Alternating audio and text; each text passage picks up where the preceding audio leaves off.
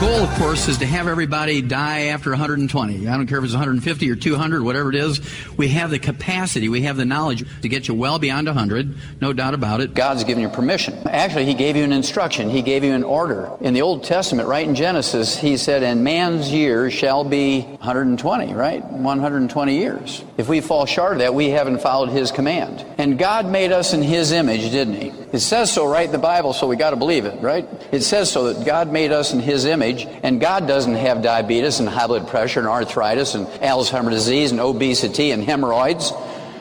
And so we have to, say, okay, we must be doing something wrong here, because if we're made in His image, then we got to do a little better here. You know that my passion is our kids. And experts tell us that our children are going to be the first generation of Americans that do not live as long as their parents. This is a catastrophic prediction of biblical proportions. We're talking about the Great Flood. We're talking about all of Egypt's firstborn dying because Pharaoh refused to release the Hebrew slaves. Can you imagine everybody in this room burying their children? This tells us how terribly the medical profession has failed us. And this is why Longevity is here. And I love you because you're an army that's going to save our kids. God bless you for it. Again, all the experts in genetics and gerontology tell us that we have the capacity very clearly to live to be 100. It's not like it's a secret. Everybody agrees on that. It's not a mystery. It's not a fable we're coming up with that you can live to be well beyond 100. People do it all the time. The science of living longer is becoming important here because we have 80 million baby boomers who have come along. And it's to your advantage to make sure that every one of these baby boomers lives to be 120. You don't want them to be sick and in a nursing home because you're going to have to pay for it. Okay, so here's 80 million people who need to be healthy. You don't want them being lame and halt and have diabetes and get their legs cut off and go blind and get Alzheimer's disease when they're 50, 60 years of age, because you're going to have to pay for it. 80 million baby boomers are coming along, and we had better make sure that they're healthy.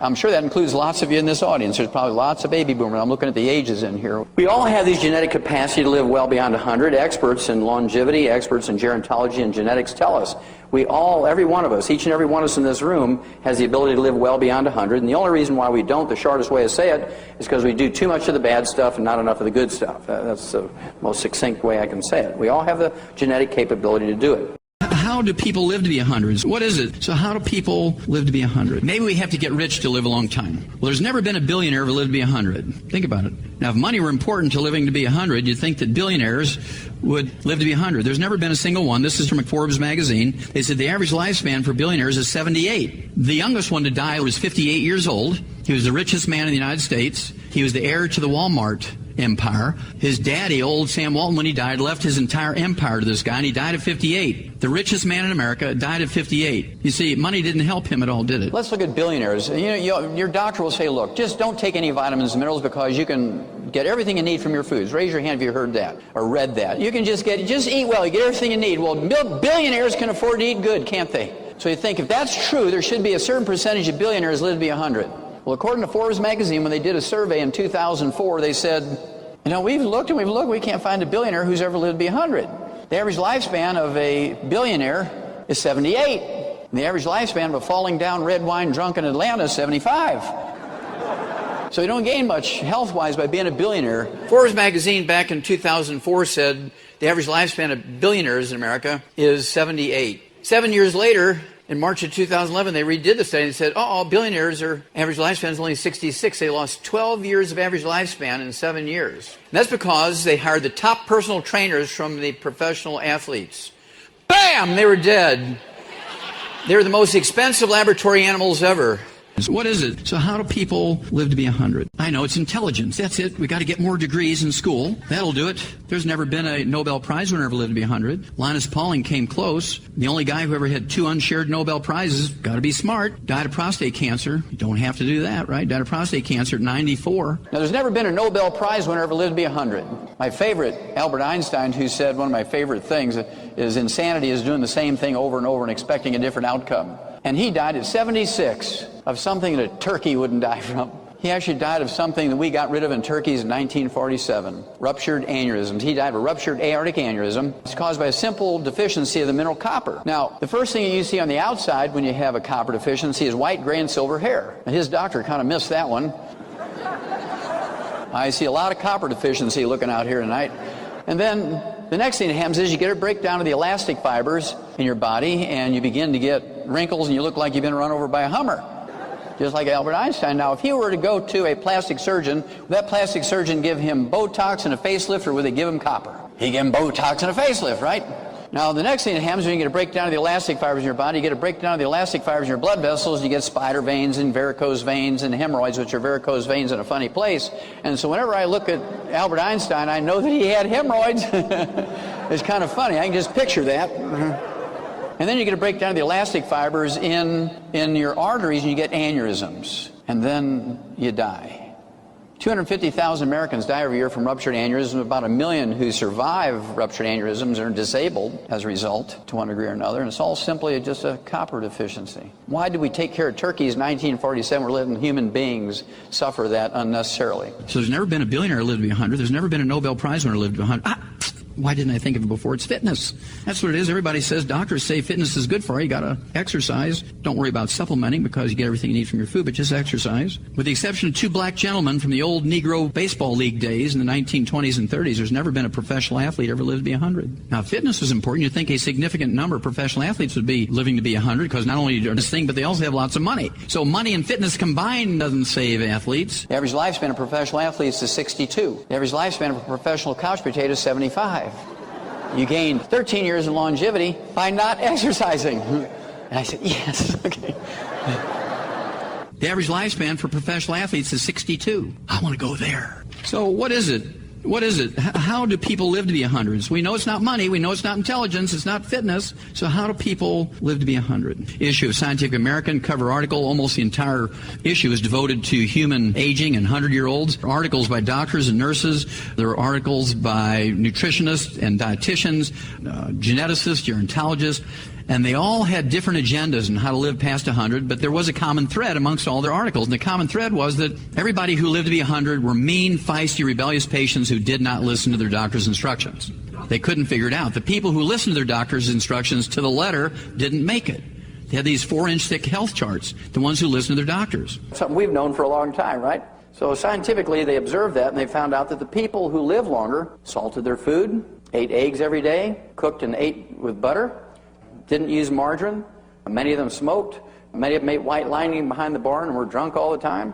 The only exercise they did when they came home after work was to fall asleep on the floor. They didn't come home, take a shower, and go to the fitness center. As I said, they ate eggs instead of egg beaters. They used butter instead of margarine. They ate their chicken skin, and they were just flabbergasted. They couldn't figure out why these people doing all the wrong things were living so long. Well, obviously, it's because the people who are getting advice from doctors are getting inappropriate advice. If the advice that doctors were giving was correct, then there should be a lot of people living to be 100 who follow the doctor's advice. We've been using the same recipe, if you will, for health care in the industrialized nations for over 300 years. And so we can predict what the recipe outcome is going to be. We can predict that already. We know what a 25-year-old looks like. We know what a 50-year-old looks like. We know what a 75-year-old looks like and a 100-year-old and so forth. And so you can kind of look down the line. If you follow your doctor's instructions, you eat the way everybody's eating, you know what you're going to look like. Well, this is a pretty typical 85-year-old American. You're in a nursing home, you have Alzheimer's disease, you have macular degeneration, you've had cataract operations, you're deaf, your teeth are gone because you had periodontal disease, which is osteoporosis of the face and jaw. Your thyroid has been removed for many reasons, so you're on drugs. You've had your shoulders replaced, you've had carpal tunnel surgeries, you've had your finger joints replaced, you've had multiple back surgeries, you've had angiograms, angioplasties, stents have been inserted in your coronary arteries, you've had quadruple bypass, you've had a heart transplant, you've had maybe one lobe or an entire lung removed for many different things, including lung cancer, which is the most common cause of cancer in both men and women, regardless if you smoke or not. 95% of the people who get lung cancer don't smoke. And then you can have your stomach banded and bypassed to lose weight, or maybe you had ulcers and had your stomach removed. You've had kidneys removed. You've had kidney stone operations. You've had gallbladders removed. You've had your colon removed for polyps and cancer. Women have had hysterectomy. Men have had their prostate gland removed. They've had hip replacements, knee replacements. Feet have been amputated because they had diabetes. They're on 25 different medications for lowering cholesterol, for dealing with blood pressure, for thyroid, for diabetes, and many a pain and so forth. And if you follow the doctor's instructions, this is where you're going. This is where you're going to wind up. I mean, I'm excited. This is the recipe I want. I'm going to follow this recipe. No, I'm not too excited about that one.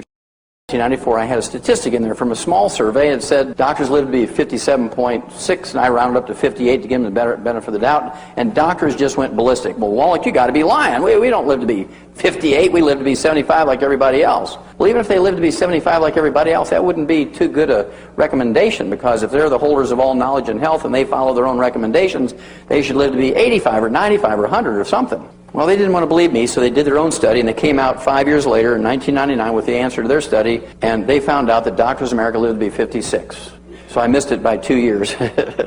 So why do we ask people how to live a long, healthful life who only live to be 56 on the average? That's because they have convinced us that health care is very complicated, and you have to go to school for 14 years to know how to deal with health care. And they've convinced Americans that this is true. I mean, you can't pick up a newspaper or watch TV or listen to the radio without health care and Medicare and Medicaid and all the stuff being on the front. What do doctors die from? Diabetes, heart disease, stroke, cancer. They teach cardiology at Harvard Medical School and died at 48 of a heart attack. Why do we listen to those people? Well, they're doctors. Well, there's general contractors who have licenses from the state to build buildings and bridges and roads. Yet people still go to Home Depot and paint their own house and retile their own house and fix a loose board on a porch. It's time, folks. People still go to doctors because they don't know that there's options available. Who's going to tell them there's options? We are!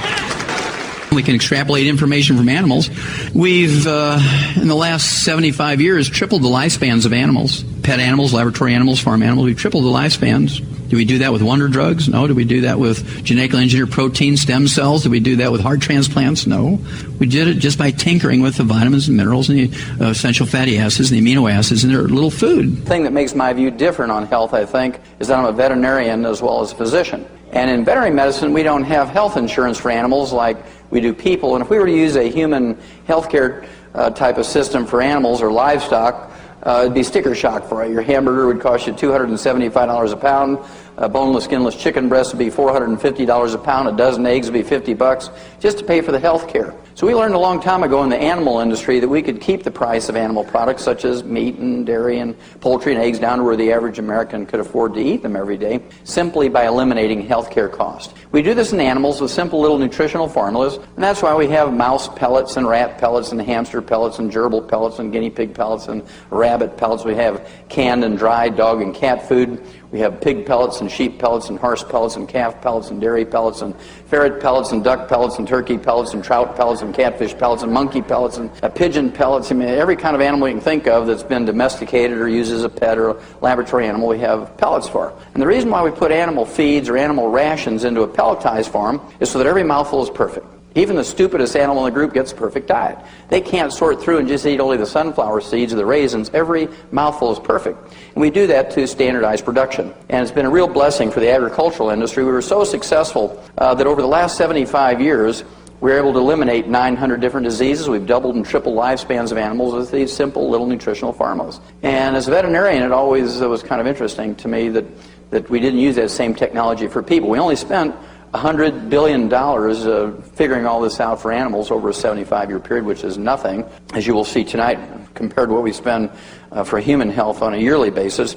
So it's a pittance to eliminate 900 different diseases in animals. First thing I wanted to do is get some scientific evidence on what it would take to live to be 100. And I look for an animal model. Being a veterinarian and a pathologist, I look for an animal model first. In 1935, a guy who'd been doing all his research in the 1920s by the name of Clive McKay came out with his landmark article in 1935. And what he did was essentially take three groups of rats. Group number one, he gave the rat pellet of the day, and these rats lived to be an average of 2 years, which is really super, because prior to this rat pellet coming out with all of the nutritional knowledge of the time, people who were using rats and mice and rabbits for research who would give them rolled oats and carrots and cabbage and things like that, and they might live to be 11 months after weaning instead of 2 years. So it was really good to have a laboratory animal and a food that you could give them that routinely allowed them to live to be 2. He then took a second group, gave them the same basic pellet as group number one, but he cut the carbohydrate calories by 30%, kept the vitamins and minerals the same, and they lived to be 50% older, 3 years. Got kind of excited about that. Took group number 3, cut the carbohydrate calories from group number 1 by 60%, kept the vitamins and minerals the same, and they lived twice as long. They lived to be 4 years of age, and they really got excited about cutting this carbohydrate calories thing. But it wasn't just that. When they redid the studies with spiders and beetles and worms and pigeons and all kinds of animals, they found out that it was the density of the vitamins and minerals per remaining carbohydrate calorie. That was the basic reason, because he had always kept the vitamins and minerals the same when he dropped the calories. He didn't just drop the percentage of food, he dropped only the carbohydrate calories, keeping everything else the same. So in group number 3, there was like 3 times more vitamins and minerals per carbohydrate calorie than there was in group number 1. Now that I had an animal model and had some idea what to do, I began to look for a human model. Giving this to animals, and this is based on $100 billion worth of research, with a B, $100 billion worth of research. All the agricultural schools in the world, all the veterinary schools in the world, together have spent over $100 billion researching the perfect diet. Now, the only way you can make a perfect diet is to supplement it with the 90 essential nutrients, 16 minerals, 16 vitamins, 12 amino acids, 3 fatty acids. And by doing this, we've eliminated 900 different diseases in animals that still plague people. Now, over 60 years, we've tripled the lifespan of dogs by putting these 90 essential nutrients in canned and dried dog food. For instance, an old dog 60 years ago used to be 8 years old, now they're 25. That same 60 years for human beings with pharmaceuticals and nursing homes, we've added 6 months to our lives. We've tripled the lifespan of animals with nutrition, and we've added 6 months to our life, or that same 60 years with pharmaceuticals and nursing homes. Well, one of the things, before I became a physician, I was involved with a big research project with Marlon Perkins from the old Mutual of Omaha Wild Kingdom show. How many remember Marlon Perkins? Great gentleman, and I was really honored that he would think of me as a wildlife pathologist. I was in Africa actually doing conservation work, and he sent me a telegram, invited me back to the States in the mid-60s because he had gotten a $7.5 million grant from the National Institutes of Health, and this was to study pollution in the environment and the world ecology. And my job on the project was to do autopsies of animals that died of natural causes in the big zoos around the United States, because big zoos tended to be associated with big cities, and if there was any pollution problems going on in the cities, there was bound to be an animal in the zoo population that would be sensitive to the pollution. And we could use that animal much like the old coal miners used to use canaries. You know, they'd take the canary down to the mine, and if a little gas or methane would leak into the mine, the canaries were much more sensitive than the men, and they would drop off the perch and die long before the men were in danger of blowing up or suffocating. So that was the purpose of the study. Well, to make a long story short, over some years I had done 17,500 autopsies on over 454 species of animals and 3,000 human beings for comparison. What I learned, ladies and gentlemen, was that every animal and every human being that dies of natural causes dies of a nutritional deficiency disease. I'm going to repeat that because that's a very profound observation. Every animal and every human being that dies of natural causes dies of a nutritional deficiency disease. All vertebrates, this is what I learned in this study with 20,000 autopsies, because I'm running into crocodiles with type 2 diabetes. I'm running into hummingbirds and deer with sickle cell anemia. Now, how are these animals getting these diseases supposed to be genetic in humans? Well, it turns out that all vertebrates, when they have a deficiency, get the same disease, whether you're a crocodile or a deer or a hummingbird or an elephant or a giraffe or a turtle or a fish or a human. If you're deficient in any nutrient, all vertebrates will get the same deficiency disease. And that was the beauty of this study with 20,000 autopsies of 454 species of animals. They're all getting the same diseases from the same deficiencies. And that was an enlightenment because nobody else had ever seen that many before. Usually they'll do white rats only or something like that. And so this was really, really stunning information. Now that I had an animal model and had some idea what to do, I began to look for a human model. And I ran into a guy by the name of Art Linkletter. How many of you heard of Art Linkletter? Okay, great guy. Okay, most of you are old enough to remember him. He wanted to live to be 100, and he was moved to want to live to be 100 by reading a Pulitzer Prize-winning novel by the title Lost Horizon. Many of you won't remember that title, but the author, James Hilton, the one who won the Pulitzer Prize for writing that novel, coined a term in that book, Lost Horizon, called Shangri-La. How many of you heard of the term Shangri-La? Sure, everybody remembers that one. It was a mythical place you could live to be 200-300 years of age if you followed their lifestyle, very clean-cut lifestyle. Everybody had their own little garden. They put wood ashes in, and they did all kinds of other stuff. And this novel was actually written about real people called the Hunzas who live in what's now northern Pakistan. They were so famous for health and longevity. They were the longest lived and the healthiest people on earth. And so even the King of England sent his personal physician, one Sir Robert McCarrison, to go there for 4 years. Went there for 4 years to study how they lived so long and take the information back to the king. And Robert McCarrison was such a scientist, he brought 4,000 white rats with him. And he set up 1,000 rats on the Hunza diet, 1,000 rats on the New Delhi diet, and 1,000 rats on the English diet. Well, during that 4 years, the English rats died of the most horrible diseases, became cannibals and ate each other. And the New Delhi rats lived a little bit longer, but they didn't serve much any better. They had all diabetes and high blood pressure and all that, died of liver cancer. But the Hunza rats, they had to kill them at the end of the 4 years. It's time to leave. None of them had died. So he came back and he said, King, he says, I don't know what it is, but it has something to do with the diet. He told the king about the experiment he'd run. And so he says, here's a list of everything the Hunses eat. And the king ate exactly as the Hunses ate, and the king died at 72. Well, Art Linkletter hired an eye doctor by the name of Alan Bannock to go to Hunza and find out what their secret was. Alan Bannock was an eye doctor, but he was also an amateur farmer, and he didn't know exactly what he was looking for, but he went and he wrote down everything: how they tied their turban, how many steps they took each day, how much they slept, how much water they drank, how much the volume of their pee, how many times they went to the number 2.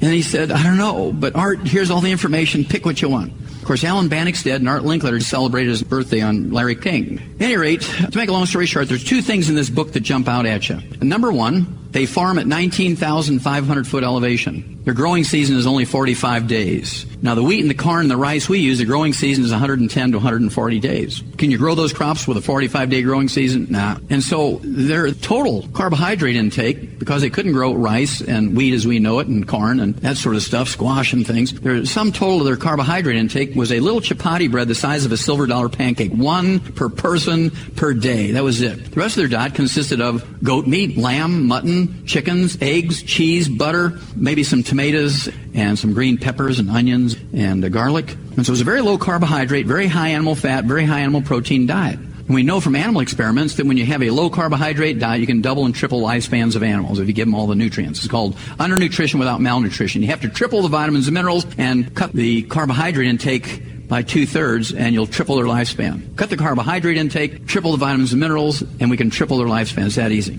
And number 2, he noted in this book very clearly that they took their wood ashes every morning and mixed it in their garden. They cut their food with it and their salt with it. They put in their food as culinary ashes and cut their salt with it. Kind of like the Okinawans. Isn't that amazing? This is a very old European and Asian custom, and somehow somebody learned that by putting the wood ashes from your fires into your gardens, it increases the yields and makes the food taste better and so forth.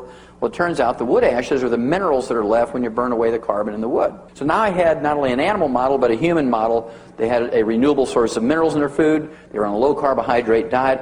And to me, it seemed it explained why they lived to be a ripe old age and were very productive. It doesn't seem to matter what you eat as long as you keep the carbohydrates down and the vitamins and minerals up. That seems to be the thread, the common thread between all 100-year-olds. I'll show you an example. This gal here, Dora Ramathebe from South Africa, was born in 1881, and in 1995 she turned 114. And when she was asked, Dora, what do you attribute your health and longevity to? She said, oh, I ate locusts, the grasshoppers. You know about grasshoppers here, right? Pumpkin seeds, tortoise meat, wild herbs, dried fruit, and a cup of coffee. You notice it doesn't say bread. You notice it doesn't say potatoes. It doesn't say rice, it doesn't say corn. The only carbohydrate might be a little bit of that dried fruit. She got her protein from the locust, from the grasshoppers, and the tortoise meat. She got her essential fatty acids from the pumpkin seeds, and if she ate the herb's grain, she got a little bit of vitamin C and folic acid and beta-carotene, and she lived to be 114. She probably lived longer than that. I didn't keep track of her after that birthday announcement. Wrote a big textbook of my own, big 1,000-page textbook, tried to educate medical students. Was not very successful at that, and it was very obvious nothing was going to happen. So I went back to school and became a physician. In 1978, began to use these veterinary nutritional formulas on my human patients. And one of the things I wanted to do special for my patients was to get them to live to be an average of 100 instead of 75. So I began to collect information on what it takes to live to be 100 instead of 75. And it was very interesting. A certain percentage of my patients back then in 1978 would say things like, I don't think I want to live to be 100. I said, well, why wouldn't you want to live to be 100? Well, I don't want to wind up in a nursing home and be abused. And I thought that was kind of reasonable concern. So I began to collect information on 100-year-olds that would satisfy me that I was doing the right thing to help my patients live to be 100. I also began to collect birthday announcements and obituaries of people who lived to be 100. I wanted to see really what happened to people when they lived to be 100. So I'll show you a few. Ralph Charles, back in October of 1999, turned 100. And nice little newspaper write-up on his 100th birthday. And the thing that was interesting to me was he was still piloting commercial charter flights at age 100. Had no restrictions on his health paper licenses. Didn't have Alzheimer's disease. Didn't have macular degeneration. No cataracts. Does he look like that recipe of a 100-year-old? No, he looks like he's in his 80s to me. He looks 20 years younger than his age. And so these are things we know. We can fly airplanes at 100. We can hit holes in one at 101 if we follow the right recipe. But here's a little different recipe for those of you who are sports fans. Harold Stilson from Deerfield Beach, Florida, hits a hole-in-one on his 101st birthday. Went out to play golf on his 101st birthday, hits a hole-in-one, 108-yard par 3 hole. I mean, this is his 6th one. You have to have good enough vision to see that stick holding up the flag at 108 yards. You got to have a good grip on the club, good eye-hand coordination. Hit that little banny chicken egg-sized ball into a teacup-sized hole 108 yards away in one whack. Wouldn't you rather have that lifestyle than being in a nursing home at age 85? And you know he doesn't have Alzheimer's disease because he's color coordinated. And one of my favorite birthday announcements goes back to 1995. This was a birthday announcement for Jean Calment from France. And she was documented by the Guinness World Book of Records being the oldest living woman at the time. There was more than 200 women who claimed to be older than she, but they didn't have the paperwork to prove it. Jean Calment had the paperwork to prove, to the satisfaction of the Guinness World Book of Records, that February 21st, 1995, she was in fact 120. February 21st, 1996, she turned 121. February 21st, 1997, she turned 122. And she died in August of 1997 at age 122 years and 164 days. She died suddenly of a stroke. She was up cooking her eggs and singing Farah Jacques. Farah Jacques, Farah Jacques. Ah! Fell over dead. Didn't have Alzheimer's disease. She was bright and mentally alert until the moment she died. She didn't have cardiovascular disease. She didn't have diabetes. She didn't have cancer. And she did have rheumatoid arthritis in her hands, you can see, but that's pretty good. Lived to be 122 and a half, die suddenly without being mentally infirm. I mean, that's the way to do it, right? The last one I'm going to share with you tells a lot of stories. It's one of my favorite obituaries. It's about an Iranian woman by the name of Mazumi Dusti. This was published in the Rocky Mountain News Wire Service out of Denver, Colorado in January of 1995. It said, Mazumi Dusti died at age 161. Now, this seems pretty outrageous. But you have to give a lot of credibility to this obituary because she was survived by 6 living children ranging in age from 120 to 128. They hadn't even left home to go to college yet. I thought this was a very profound observation by her oldest son, Gholam. Her oldest son said his mother had never visited a doctor, never taken any prescription medications or over-the-counter medications. She only used herbs during her life. Now, do you think she had access to vaccinations when she was a child? Did any of her kids get vaccinated? No, they were born up in a little rock hut up in the mountains of a village, Kalatin Bala, in Khorasan province in Iran. Okay, and I guarantee you she was functional till very close to her death because they don't have nursing homes, and they're not just going to find some way to give her IVs to keep her alive. They're in that rock hut. And so she had to be still able to snap beans and skin carrots and cook and sing lullabies to great-great-great-great-grandkids. And whatever she did sewed maybe.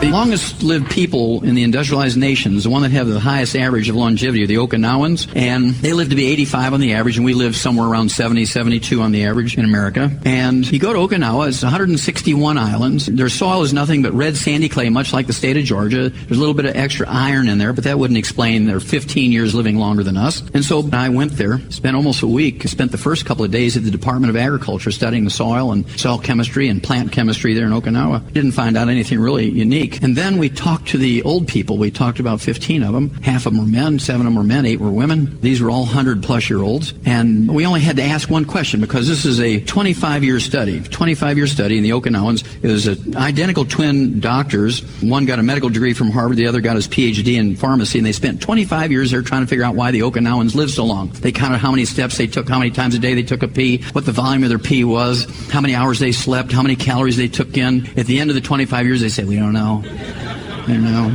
And so we weren't going to re-ask these questions. We only asked them one question. We got each one individually into a room so they wouldn't contaminate the others with their answers. We didn't want them thinking about the question. We only wanted them to hear the question, give the answer. So the question was, what did you do with your wood ashes and your rice straw ashes from your heating and cooking from the previous day? And the men said, we don't know. You know, we're out there doing the samurai thing with the swords and doing the karate stuff, and we don't know. But the women, every one of them, gave the same story. Oh, we took the wood ashes and the rice straw ashes and put them in the garden as our grandmothers and our mothers taught us to do as a fertilizer. We mixed it in the noodle dough and the rice because it gave it a nicer taste and color. It turned it yellow instead of white. And then thirdly, we cut our salt with it. 10 parts wood ashes and rice straw ashes with 1 part salt. Because salt was very expensive, and so they would cut it just like a drug dealer cuts expensive cocaine so that it would last longer. So they got plant minerals in 3 different ways. As fertilizer in the garden, culinary ashes, mix it in their noodles and rice, and also by cutting their salt with it. And wood ashes and rice straw ashes are the plant minerals that are left when you burn away the carbon in the fuel. What fascinates me is that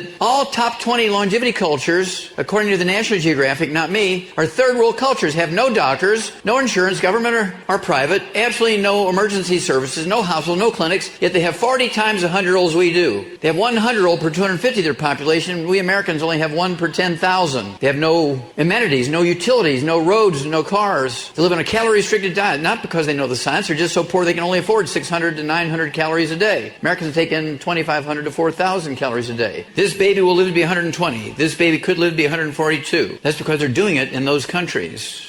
These are the longest lived people on Earth. The Huns in the Hunza Valley and the Karakorum Mountains separating out Pakistan, northern Pakistan from China. They literally live in the biblical land flowing with milk and honey. The Giltar Glacier, the water comes out from underneath it, looks like milk, and it's because of all the minerals in the water. And there's more species of bees, more wild honey around the Giltar Glacier than any place else in the world because bees like minerals. The land flowing with milk and honey, they live at 13,000 foot elevation. You can see their third world culture. They don't have any doctors or insurance or hospitals or clinics, emergency services, yet they're the longest lived people on Earth. Okinawa, everybody in Okinawa doesn't live to be an old person. Most of them live to be 52. They have 10 different fried chicken places on every block. One little valley in Okinawa, the people live to be an average about 85. This is one of the oldest fellows there, Mr. Taguchi, and spent a lot of time with him, so we know exactly what they do and what they don't do. Now, this is the lady I want to go dancing with. She's 97 years old. She's the lead singer in a pop group from Okinawa, Haru Yamashiro. Look at her energy at 97. You gotta love her. Now, this just came out in January of this year. It's claimed that this lady here, Mama Esafiho, is 191 years old in the Delta State from Nigeria, and we've requested some information to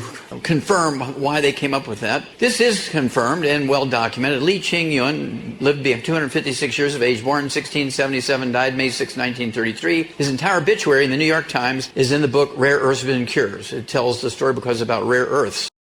Nothing about farming practices have changed for 7,000 years. We plow, we plant, we harvest. We plow, we plant, we harvest. The only difference is we're not getting the nutrients put back in the soil because we've dammed up the rivers, no more floods. We're using electricity, no more wood. And when you look at the great cultures on Earth, they came up with pyramids and machinery and boats and things. Let's see, the Nile River, the Amazon River, the Rhine River. You're looking at the Mississippi River. All the big rivers in the world, all these great cultures developed around them because every time the flood would come, it would deposit more minerals in the soil. They grow their food there. Prior to electricity, we use wood for fuel. We put the wood ashes, which are really minerals that the tree had sucked up out of the ground, into the garden, and the plants, the pumpkins and tomatoes and beans and peas and squash and potatoes and onions and corn would suck up these minerals. You ate the food, and unknowingly you got your minerals in that way. Well, when we went to electricity, nobody knew they were getting minerals by eating food fertilized with wood ashes, and so nobody replaced those sources of minerals with minerals when you got electricity. And this was the downward spiral. This is when we had the Great Depression, we had the Dust Bowl. People liked electricity, and there were factories and jobs, and things were booming, but there was an unintended consequence, Dustin, when they made hydroelectric plants. Flood control. Everybody thought that was the greatest thing on earth. Flood control. Right. Yeah, because what would happen every spring in the most expensive and the most fertile farmland? Floodplains. Every spring would flood. Floodwaters recede, leave mud and silt, which are the minerals from mountains, hundreds or maybe even thousands of miles upstream. Did the farmer push the silt off to the side before he planted? No, he plowed it in, renewed the soil every year. Satellite photograph from 100 miles up. What I want you to see here is nutritional minerals do not occur in a uniform blanket around the crust of the earth. They occur in veins like chocolate and chocolate ice cream. So if you grow soybeans, that 100 square miles you're looking at down there, they're not going to have all the same nutrition in it. Plants only need 3 minerals. Vertebrates, including human beings, require 60 minerals. Plants only need 3. Look at a tomato, you're going to spend $2,500 every meal to analyze your food to see which minerals you're going to add. It's much cheaper just to do the 90. Guarantee you're going to have everything you need, and then whatever you get from your food is value added. If you do not supplement your kids, you'll be burying your kids. You'll be standing at your graveside burying your kids. That's what experts are saying now. Human beings need 90 essential nutrients. You all know that.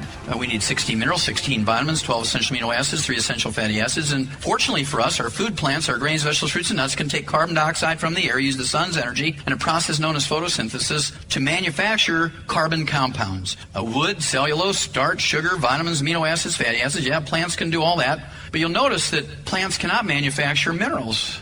Plants cannot manufacture minerals. And 2/3 of the 90 essential nutrients are minerals. That's why we like to focus on minerals. Because even a blind hog can get an acorn sometime, as my daddy used to say. Which means that even if you're eating a cheeseburger with lettuce and tomatoes and onions on it for breakfast, lunch, and dinner, you can get some vitamins. You're going to get some vitamin C and beta-carotene and folic acid from the lettuce and tomatoes and onions. You're going to get some omega-3 essential fatty acids from the onions and the little sesame seeds on the top of the bun. You're going to get some B vitamin from the vitamin B enriched white flour in the bun. You're going to get some amino acids from the cheese if it's real cheese and the meat. You might get some calcium if it's real cheese on the sandwich, but that's it. But you could live to be 18 to 20 years of age. You might even be able to have babies and be fertile, until 18, 20 years of age. But if all you're living on is hamburgers or cheeseburgers with lettuce and tomatoes and onions on a breakfast, lunch, and dinner, you're in trouble, because plants cannot manufacture minerals. And most of our degenerative diseases, most of the things that kill us and worry us as we live, are mineral deficiency diseases. Congestive heart failure, cardiomyopathy, heart disease, plaque in your arteries, coronary thrombosis, thrombotic stroke, fibromyalgia, lupus, kidney failure, high blood pressure, all those things. No evidence to support the claim you can prevent and cure diseases with vitamins and minerals. Raise your hand if you ever heard some version of that. Doctors say that, experts say that, professors say it, bureaucrats say that, everybody says that. Well, how many of you ever heard of scurvy? Raise your hand. Sure, you know you can prevent and cure scurvy with vitamin C? How many of you heard of rickets? Raise your hand. You know you can prevent and cure rickets with vitamin D? How many of you heard of goiter? Raise your hand. You know you can prevent and cure goiter with iodine and copper and selenium? How many of you heard of anemia? Raise your hand. Golly gee, you know you can prevent and cure anemia with iron and copper and folic acid and vitamin B12? And what about things like beriberi with congestive heart failure? You know you can prevent and cure that with thiamine or vitamin B1? And what about pellagra with all the emotional stuff and schizophrenia and diarrhea and all the skin diseases that go along with pellagra? You can prevent and cure that with vitamin B3 or niacin. And all the essential nutrients are called essential nutrients because if you don't have enough, you get diseases. If you get the disease, you take the nutrient, it goes away. So any doctor, any expert, any bureaucrat, any professor, anybody who says there's no evidence to support the claim you can prevent and cure diseases with vitamins and minerals is a fool. And you don't want to have a fool for a doctor. That's the last person you want to have as a fool as a doctor, right? There's two reasons why they're called essential nutrients. Number one, our bodies cannot manufacture them. We must consume them every day, either as food or as supplements.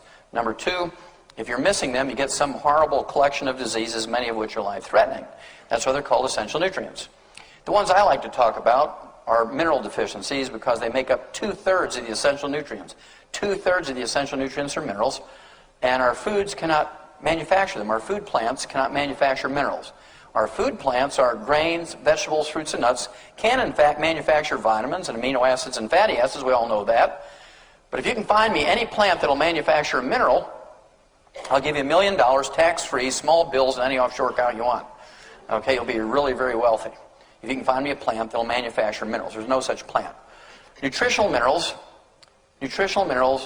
do not occur. They do not occur in a uniform blanket around the crust of the earth. Nutritional minerals occur in veins like chocolate and chocolate ripple ice cream.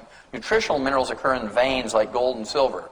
And the odds of you getting all essential nutrients and all essential minerals just by eating well is 0. In the same field, for instance, on one farm, in the same field, row number 1 might have 3 essential minerals, row number 5 might have 0, row number 10 might have 8, row number 15 might have 20, row number 20 might have 0, row number 25 may have 0, row number 30 might have 16.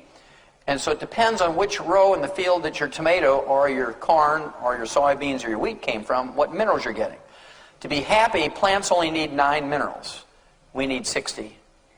And so the plant's very happy, and you look at it, man, this is a really good-looking carrot. You know it has 9 minerals, but what about the other 51? And it doesn't make sense to throw your life away, or at least part of your longevity or your health, on what may or may not be in the food, because you can't tell by looking at the carrot. As long as it's getting its 9 minerals, it's happy. Well, it's basically tied to what you eat and what you don't eat. Again, why did God pick the Garden of Eden to put Adam? Unfortunately, the nutritional elements that we need to maximize our lifespan to live to be 120 as God commanded, and man's years shall be 120, that means that's a command. They shall be. That wasn't say, well, if you do right, you'll get there. And so what we have to do is understand that the nutritional minerals that we require as a human being, as a vertebrate, like a hummingbird or a man or an elephant, do not occur in equal and the same amounts over the crust of the earth. They occur in veins like chocolate and chocolate ripple ice cream. When you look at the top 20 longevity cultures, interestingly enough, they're very faithful people. These are all people of God who live the longest. And by assume either guidance or dumb luck, one or the other, probably a combination of dumb luck and guidance. They listened and they were guided to these places to live. They have everything they need to live to be 120. There's actually a cover article in the May 2013 National Geographic. It's a little girl, and it says, this girl will live to be 120. It just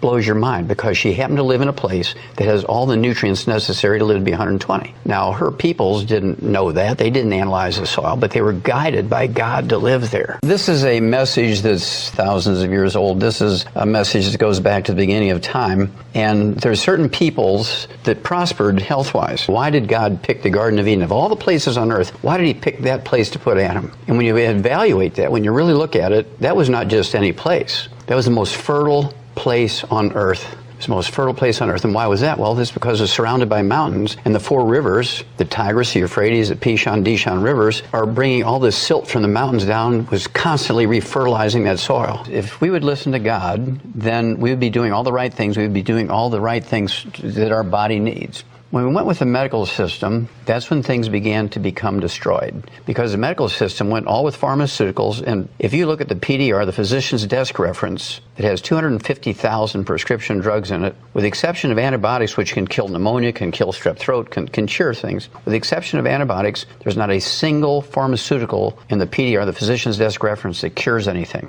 Doctors are not under any command to cure a disease even when there's cures available. So they choose to treat you. If they treat you for 25 years, they might make $750,000 per person. If they cure you, they make $300. There's no money in cure. And so I'm interested in God's stuff. I call it God's stuff. And over the years, since I was 9 years old, and I know that God had to be part of this because a 9-year-old kid doesn't figure this out. And so when I figured it out when I was 9, it had to be a divine appointment. That's the only thing I can think of.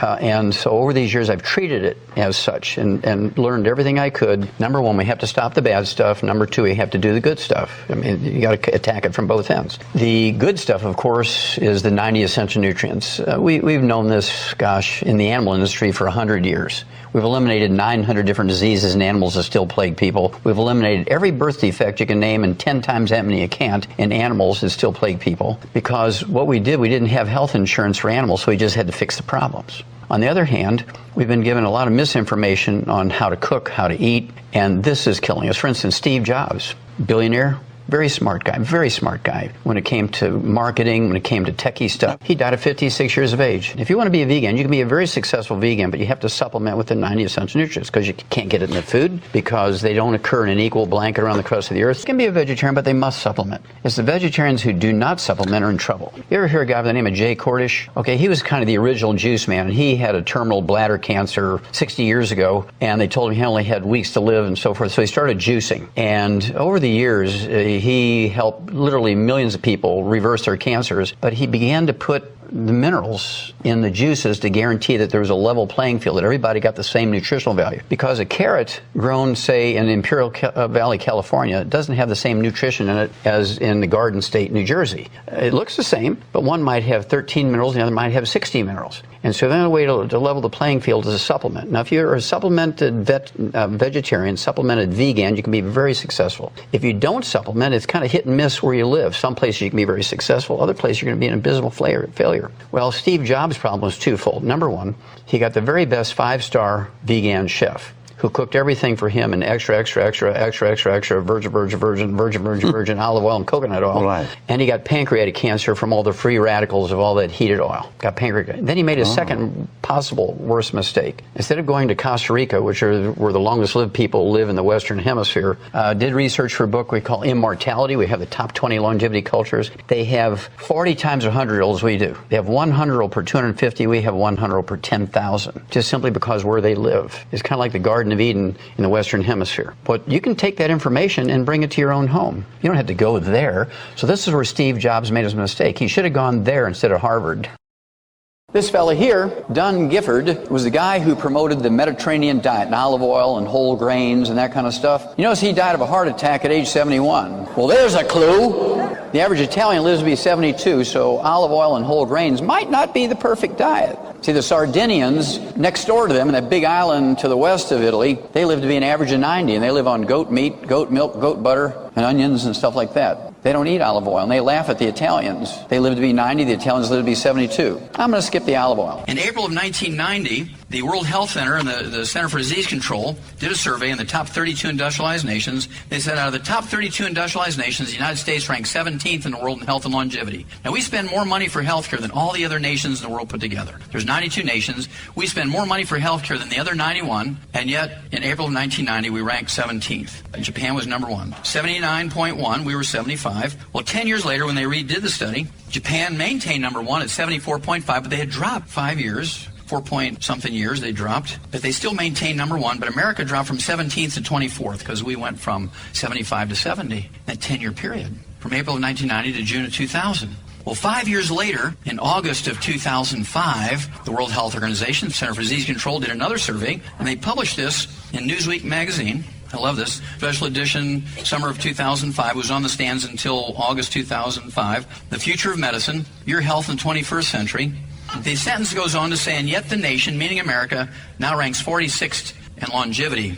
Now there's 45 other countries whose peoples live longer than us. In 2005, the entire world spent $2.7 trillion for health care. And out of that $2.7 trillion the world spent, we alone spent $1.9 trillion, more than 2/3. And we ranked 46th in the world. You're not getting the bang for the buck, and you, not a single one of you in this room would put up with that in any other industry. I learned a long time ago, $100 billion worth of research from all the agricultural schools and all the veterinary schools in the world combined, $100 billion over the last 100 years. We've eliminated 900 different diseases that still plague people. Every birth defect you can name and 10 times that many can. None of them are transmitted by genetics. It's all nutritional deficiencies of the embryo. Every birth defect is totally preventable, and most women don't start taking prenatal vitamins until they've missed 2 periods, or 3. What if all women were taking prenatal vitamins before they're conceived, all through the pregnancy they're developing from the moment they're born, and then when they get old enough to have their own family, they're in the child-rearing years, there'll never be another birth defect, just like we've done in animals.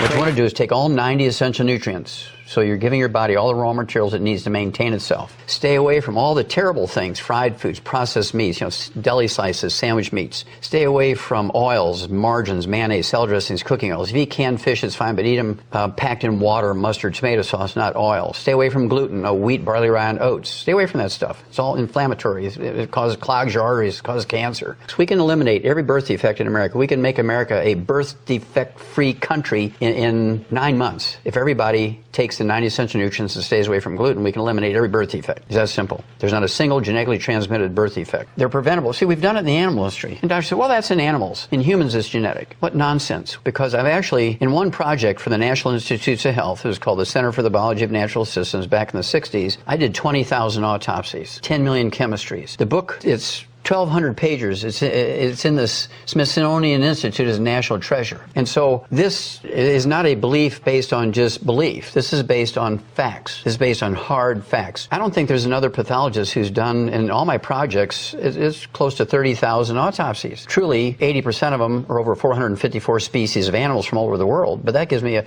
insight. And the other, maybe 13,000, are from humans. And then they sent me to Yerkes Primate Center and Emory University in Atlanta, Georgia. And the Yerkes Primate Center was raising all these primates for NASA and the space missions. And I was supposed to be the pathologist on the project. And there's pathologists there who'd been there 15, 20 years, and all they had written on was papers on parasites of these monkeys, just parasites. That was their interest. And I wasn't there but 6 months, and I ran into the first non-human case of cystic fibrosis in a monkey. Got it actually documented by pathologists all over the world. I just sent them a slide, and I said, what do you think this is? And they said, oh, that's a classic example of cystic fibrosis. And I write them back, and we didn't have social media back in the 70s, right? I wrote them back, and I said, well, thank you. On your letterhead, thank you very much, because this is the first non-human case. And I knew it was, but I didn't want to say it without having documentation from all the experts, because I just started as a pathologist here, and these guys have been here for 20 years. They may have seen it before, but didn't know what it was. I mean, the National Institutes of Health, the press, went around the world several times. There was a huge story that this was the first non-human case of a disease that was supposed to be genetically transmitted. Well, it turns out it was actually nutritional deficiency in the whole colony, because 24 other baby monkeys of the same age that had no genetic relationship with this monkey also had the cystic fibrosis. I got permission to get biopsies of them.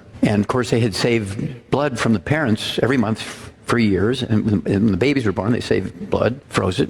So it's very easy for me to go back and do all the analysis of the blood, and I figured out what causes cystic fibrosis. Wrote it up, and they fired me. And so that's when I went back to school to become a physician, because I knew that this would maybe be 1,000 years, maybe never, that they would get it right. And so I couldn't leave these kids die without trying to save them myself. So that's why I went back to school. I went to China and did 1,700 autopsies on kids that died of a cardiomyopathy heart attack, the sudden death thing that causes sudden death in young athletes here in America and the industrialized world. Because the deficiency that causes that sudden death in kids also causes cystic fibrosis. I said, maybe there's going to be cystic fibrosis in those kids, not just the animals here, and I can prove that that's nutritional deficiency in people too. So I did that. I wanted to do 2,000 autopsies. We only got 1,700 done. And I was looking for 25 or 50 of these kids who died of this sudden heart attack that they would have died also of cystic fibrosis. And I failed at finding 50, but I found 595. It was fully 35%. It was even, from a scientific standpoint, better. Sure, it's a terrible thing for the parents to lose that many kids, but 595 had died of cystic fibrosis as well as this cardiomyopathy heart disease. Now the story gets better here because 100% had muscular dystrophy. So I did all the studies again, did all the research, got it published here in America in chemistry journals, medical journals, got it published in 2 languages, in Chinese in China, because all the work was done there in China. And I gave it to a guy by the name of Jerry Lewis. Well, both arthritis and asthma are both nutritional deficiency diseases. Doctors will tell you that arthritis is genetic, it's in your family, and if they can't find anybody in your family who has it, doesn't your dog have arthritis? They're always looking for some way to, associate with your family. But arthritis, 95% is due to just simple mineral deficiencies. That's osteopenia, osteoporosis, osteoarthritis, degenerative arthritis, bone-to-bone arthritis, all mineral deficiencies. Rheumatoid arthritis is a simple infection with a bug called mycoplasma. I can cure that disease, rheumatoid arthritis, in 2 weeks with an antibiotic called minocycline. I'll kill that bug, then it'll take several months, maybe 2 months, to rebuild all the damage. Alzheimer's disease is a physician-caused disease. Okay, well, Alzheimer's disease is a going away of the white matter of the brain, the myelin. The naked nerve fibers all tangle up and they short circuit and give you what's called Alzheimer's disease. Well, this myelin is 100% cholesterol. So when you go on a cholesterol-restricted diet and then you make it worse by taking a cholesterol-lowering drug, it's kind of like saying, stay out of the sun, do not eat any egg yolks, do not take any vitamins and minerals, put sunblocker on, wear big brim hats and gloves and long sleeve shirts in the moonlight so you don't get skin cancer. You're not going to give it. Right now, you know the most terrible disease raging in young people in the industrialized world, including America? Rickets. It's a vitamin D3 deficiency. We learned that 200 years ago. Suddenly now it's coming back in America and Europe because everybody's following the doctor's advice of staying out of the sun. This one will bring tears to your eyes. This is a very well-respected chemistry journal. It's called Food Chemistry. But in this particular issue of Food Chemistry, April 16, 2012, they identified and looked at the top 8 baby formulas in North America. Similac, Enfamil, Carnation, Gerber's, ones you're very familiar with. And they said, these baby foods, well-respected baby foods, contain less than 20% the required minerals and vitamins necessary for proper development of our children. Less than 20%. Dog food has 100%. Chicken food has 100%. Laboratory rat food has 100%, sheep, pig, cow, horse food has 100%, and your babies have less than 20% because a medical doctor formulated it and knows nothing about nutrition? Somebody needs to go to jail. People always ask me, okay, Doc, what do you take? Well, since 1970, twice a day I've been taking all 90 essential nutrients. Obviously, 70 years ago, it wasn't in this form. It was a mixture of alfalfa pellets from calves that had all the vitamins and minerals, all 90 essential nutrients in it, and I would mix some dog food in there, and I'd put chicken food in there. I was making my little meatloaf and everything. I got my 90 essential nutrients twice a day starting at 9 years of age. This is a little more sophisticated, thank God. But if you want to maximize your genetic potential for health and longevity and fending off disease and intelligence and speed and strength and doing all the things you have the capacity to do, maximize your genetic potential. You need 60 minerals, 16 vitamins, 12 amino acids, 3 fatty acids, every second of every minute of every hour of every day of every week of every month of every year, forever. How long do you need water for life? How long do you need oxygen for life? How long do you need the 90 for life for life? And we've been doing this in longevity now for 38 years, and guess what? It works. And now we're going to take it to the world. We're going to save our kids. Now, really, when people start, there's nothing wrong with them. They don't feel they have any problems. They could take the Healthy Start Pack, 2.0, 1 per 100 pounds of body weight, and they'll get themselves in pretty good shape, as long as they stay away from the bad foods. You got to stay away from the bad foods and do the 90, right? But I have to take everything. I take all the secret sauces for over 900 different diseases. Why? Because I cannot afford to die politically before 200 years of age. Definitely get yourself a copy of Dr. Wallach's cookbook. This is basically a textbook teaching you everything you know about how to cook without the bad foods, particularly oil and gluten and all of the other problematic things on the list. This is 300 pages stuffed full of recipes, every traditional recipe that you could think of, and modern dishes without the bad foods that they're usually made from. And of course, make sure to check out our food page, Notus Foods, that's on YouTube, and at Notus Foods on Instagram. We have a lot of content up there teaching you how to cook without the bad foods that Dr. Wallach describes, and Dr. Glidden's 12 bad foods, all of that, all of the rules that you need to know. And we have experienced chefs and bakers who will answer the questions in those inboxes. And I've also published a book in response to some of Dr. Wallach's criticisms, including the major articles that have been written against him on the internet. So if you are a Dr. Wallach fan or a YGYOntario distributor, I definitely recommend having this book in your toolkit. And definitely check out my book, Fake Diseases. It covers all of the major topics that come up, like birth defects, blood sugar problems, bone and joint problems, cancer, autoimmune problems, and more. And it's on Amazon for just $9.99. And the audiobook read-along version is free here on YouTube, and the link for that is in the description of this video.